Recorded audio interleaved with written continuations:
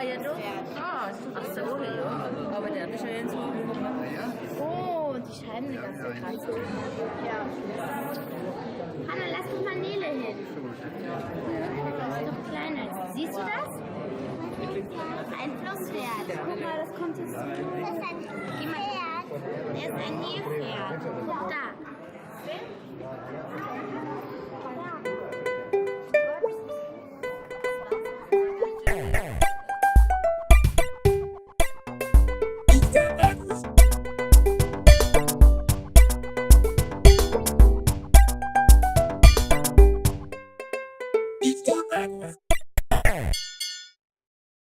I'm a rich bitch. I'm a rich bitch.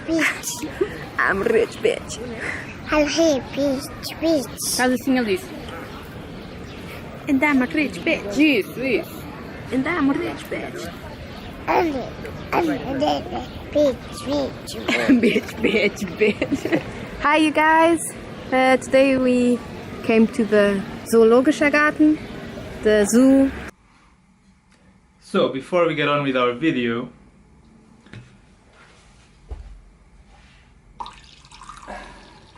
I think I want to give it a little context. So, the Berliner Zoo, it opened in the middle of the 1800s. Yeah, so practical photography had just been invented at the time.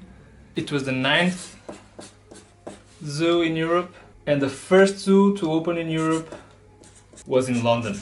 Of course, English at the time, they had a very strong navy, and they brought all sorts of animals back home to study them. The question is, does nowadays anyone learn anything by going at the zoo? Do you still need zoos for scientific purposes? I don't really think so. So let's see how the zoo fits into the city, how the zoo was born. So this is the river, the Spree.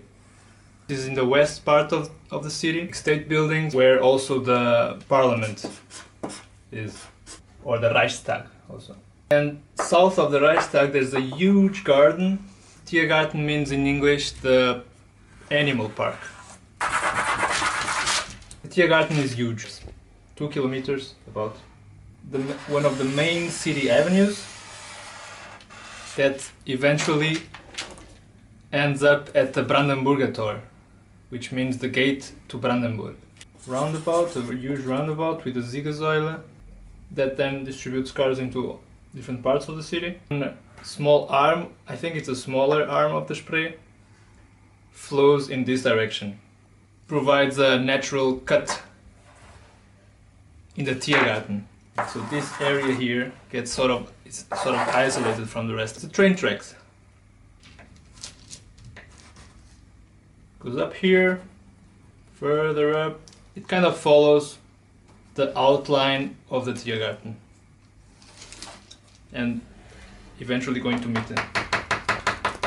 Like this. and that's how in the middle of the 1800s the Tiergarten was born. Some guy asked the king if or the emperor or whatever it's called, if he could lend him a piece of land where he could start his zoo. I mean, it was already the 9th in Europe, so I guess they were sort of following a trend somehow. And guess what happened around 80-90 years afterwards? The Second World War. So the zoo just got destroyed, all animals died except for a few animals. And yeah, but luckily nowadays it's filled up to around 20,000 animals again. Now let's take a closer look at the zoo itself. The zoo is about this shape and color, so you don't get confused. The entrance here, here is a major train station, so obviously there's also an entrance over here.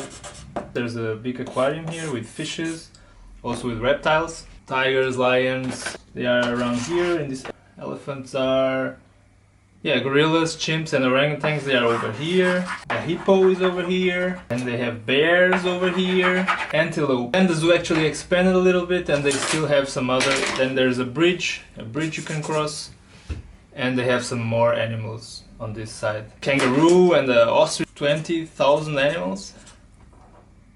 And the zoo is 30 or around 30 hectares. there are 20,000 animals there, and you pay your ticket and then you look at them, but you don't know anything about how they actually live, how they actually interact in their habitat. You just see animals in cages. How should that teach you anything at all? I'm not really sure. One more fun fact, do you know how certain animals will end up in the zoo, like a panda or a polar bear? Or the visitor numbers were plumbing. They were going down. They didn't have any visitors, so what do? Some guys get together and they wonder, how can we put more people coming to the zoo? Yeah, so what can that be? A polar bear. Whoa, yeah, polar bear, for sure. So we went there now in the summer and there's a polar bear there hanging around. Is it cool for him to be there? Well, cool it isn't for sure, it's pretty hot. But I don't know, maybe he has fun anyway. I mean, I also can't say for sure. It's just from my perspective, I just see a freaking polar bear hanging around on fake rocks, on rocks made of cement. So it's pretty depressive, I think. So enjoy the rest of the film and see ya!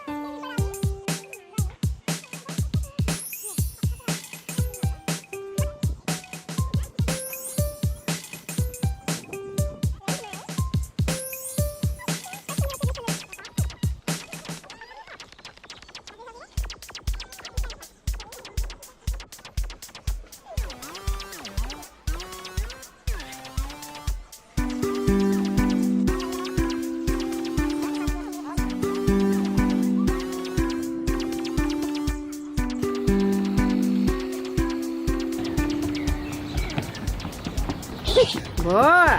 Yeah, it's very nice to see all these locked up animals. I feel the joy in my heart. It makes for a safer city. Yes, Elise also liked it a lot. Yeah. She couldn't stop crying. She wants to take them all. Oh, but Pokemon. anyway, you see the hippos. It's nice. And We gotta pick up the elephant that Alice wants to. yeah, we promised her that we will take an elephant on. We like the panda especially. Well, and but tigers. actually, the nicest part of it, I think, it's that it's calm and you don't hear the cars and you just hear the birds. and you The smell, tourists. and you smell the poop. It's okay. It's okay. It's a big price for the elephants to pay for you not to hear the cars. So, what about you? What do you think about the park?